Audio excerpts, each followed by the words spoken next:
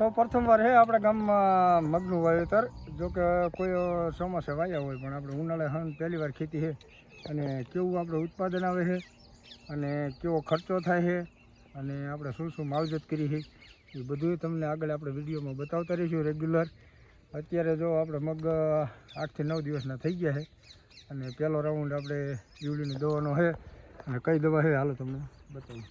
Complete આપણે જો આઈનકોર પાણી ચાલુ કર્યું હતું, આઈનકોરથી ઉલકા પીતું ઓલા સેડે પગ્યું ને તો કમ્પ્લેટ ઉગી ગયા. અને થોડીક અમને હિંમત દેજો વિડીયો જોતા હોય કે ના તમે તાર મહેનત કરો મગ થઈ જાય છે. આ પહેલી વાર વાયા આપણે જે મગ રે 3.5 થી 4 કિલો જેવા નાખ્યા, 4 કિલો ગણવાના. અને ઉગાવો બહુ મસ્તીનો આવ્યો છે. જે કદાચ આથી થોડા ઘાટા હોત ને તો હાલે. અને હમણાં આપણે જો 15 દિન 20 દિન મગ થઈ જાય ને એટલે કેવો મગ થાય આપણે તમને બતાવીશું. અને કાંટા બી 8 બરાબર જ છે, એના 5 મોટા ન થાય. અને મગ તો જોવો તમે સુપર જ બનાવવાના છે, પહેલી વાર વાયા. હાલો ત્યારે ચા બા પી લઈ. હાલો 8:30 થી 8 ને 15 મિનિટ થઈ હતી. તેમ 8 ને 16 મિનિટ તેમ રચકો વાટવા જઈ હતી. ગાડી રચકો વાટીને મેકતી આવીને લઈ આવી. હવે આપણે જાર વાગી ધીમા જો આપણે 8 હરિયા છે ને જાર ના કર્યા. આમાં પાણી વારવાનું છે, પણ ગવાર પીરે પી રાજુ વારશે. અને અત્યારે હું વીએ જાઉં મગમાં આટો મારવા. અમારા મગ કેવા પૂગ્યા છે તમને હું બતાવું. આમ જોઈને તમે ઓલા થઈ જાવ એવો મસ્ત ઉગી ગયા જો હે ને. અસલ સા દેખાય. એક હરિયામાં 8 સા કર્યા છે. અને અત્યારે આમાં કે ઈવીરું છે. રાજુન બાપુ એમ કહેતા હતા કે ફાંકા પાડી દે છે કે ઈવીરું છે તે કે ટાઢા પર ઈવીરું છે ને બારી હોય એટલે દવા છાંટે છે. એ ઠેઠ જો આમાં ખૂણે છે અહીંયા. અને જો અહીં ટીપણે છે ભરે છે પંપ. અને જો આપણા મગ હે ને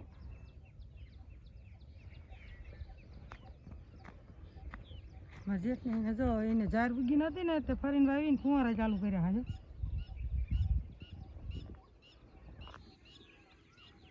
આ શેડે પૂગી કેટલી વાર લાગી, કેટલો શેઢો લાંબો ખબર છે. આમ તો આથી ના આવી જો દવા છાંટતા હાલ્યા હોય. આ ખડ તો બહુ જ ઉગ્યું કા. આ હું કણજરો ઉગ્યો ને ત્યાં શું કરવાનું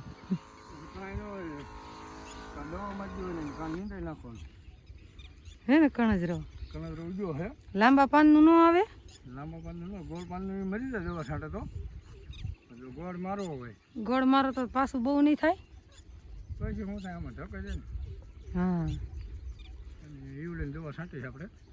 ઈવીરું છે કે નહીં. મગ 2 દિવસ થઈ ગયા.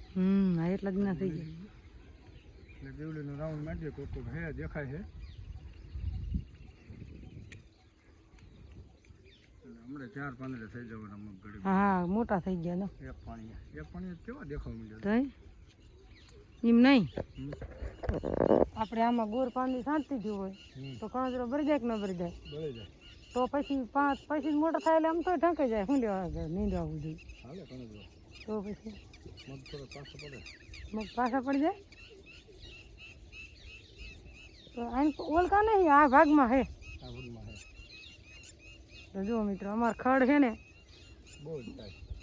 મોલ આપણે વાવી ન ઉગે ને મોલ ખડ ઉગી જાય. જો શું કરવું આપણે કઈ કામમાં નવરા તો થાવી જ નહીં. ત્યાં નીંદવાનું કામકાજ ચાલુ થઈ જાય. તો હાલો જો તમને મગ તમે બતાવી દીધા કેવા થયા છે. અને ઈવરીની દવા છાંટવા ચાલુ છે. પંપ એક જ છે. આ કારણ જો અમારે નાની પંપ પડ્યો જ હું પૂછી જવું તો એકાદ પંપ છટાવીશ. તો હાલો વિડીયો બનાવી રહેજો. દવા છાંટવાનું કામકાજ ચાલુ છે જો. હાલો ત્યારે જો આપણે દવા છટાવી 2 પંપ કર્યા હતા પણ હે ને એક પંપમાં નડી નીકળી જતી હમું કરે વિરમને જો ક્યાંક. અને તમે કે લાવો હે ને તમે આ પંપ ખાલી કર્યો. મેં ઉતાવળ થાય ત્યાં એક પંપમાં નડી જ નીકળી જાય. અને હમણાં કે આપણે દવાનો છાંટ્યો આ પહેલી વાર છાંટવું.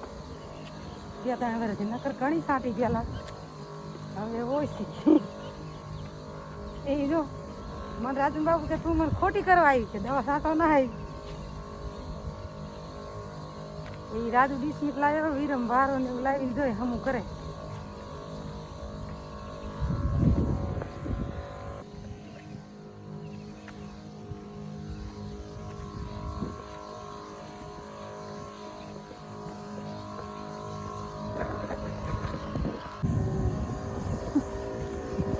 હાલો તો દવા છાંટવા ચાલુ કરી દીધી. પગ થઈ ગયો હમો. હાલો ત્યારે જો હવે એકલો સાટતો તો પણ હવે સટો આવી છે સરખું આવી ગયું. તમે કેવા ખોટી કરવા આવી હો? હા પણ એટલે સરખું આવી ગયું એટલે એને કોમ લીધો ખભે એટલે અમને સમજી રહેશે. હવે યાદ છે 15-17 થઈ ગયા. હવે ઉપર તો 60 વાળી આપણે મગમાં ઈવલું છે એની દવા છે. હવે કેવું રિઝલ્ટ આવે આપણે તમને આગળ બતાવશું અને કેવા મગ થાય એ તમને બતાવશું આગળ. આપણે આમાં નાખવાના છે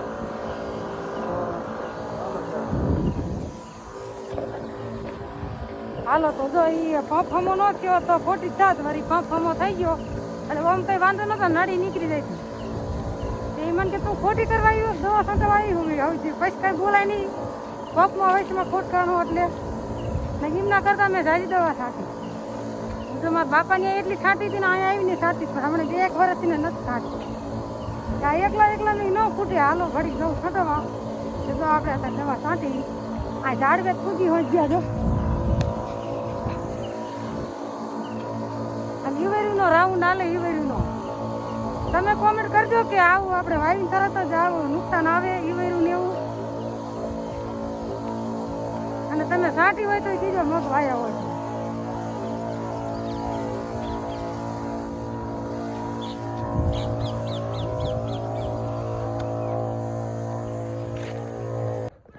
હાલો જો એક ભાગમાં દવા છાંટવાની છે અને બીજા ભાગમાં છાંટવાનું બાકી.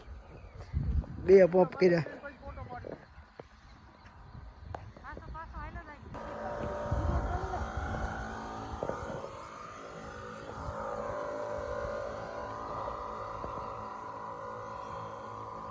અને આમાં આપણે ભાઈ જારી એમાં ઊંવારું પાણી મગએ આપણે પકવાડ્યા છે. કોઈ કાંઈ ન કરી મગમાં આપણે કરી. જો આંટો હોતીને ભરી ગયા.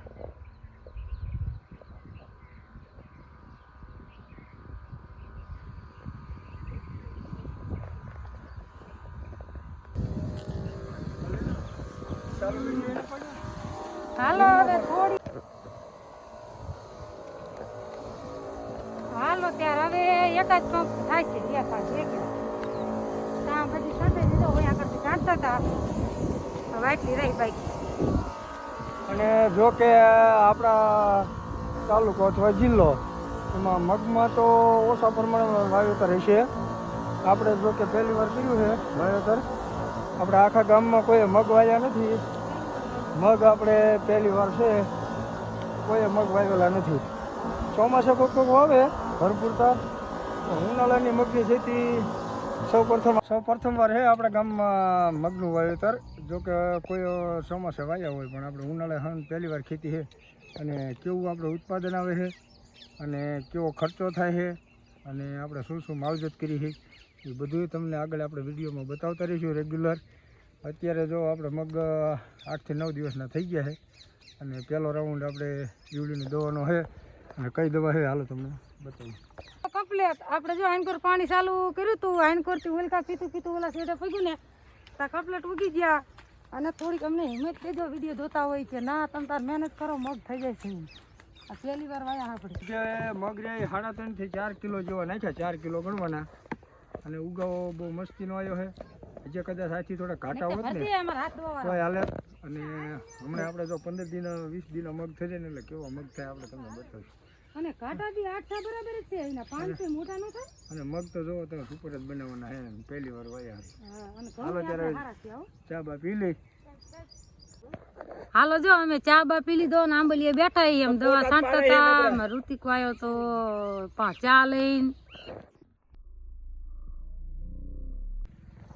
હાલો 10 ને 22 મિનિટ થઈ આપણે દવા કમ્પ્લીટ છાંટી દીધી. અને હવે આયલાજી વાડી દીના હવલ ઘર નારી નીકળતા એટલે આ દવા વાળા લુગડા બગડ્યા નહીં બેલીશું.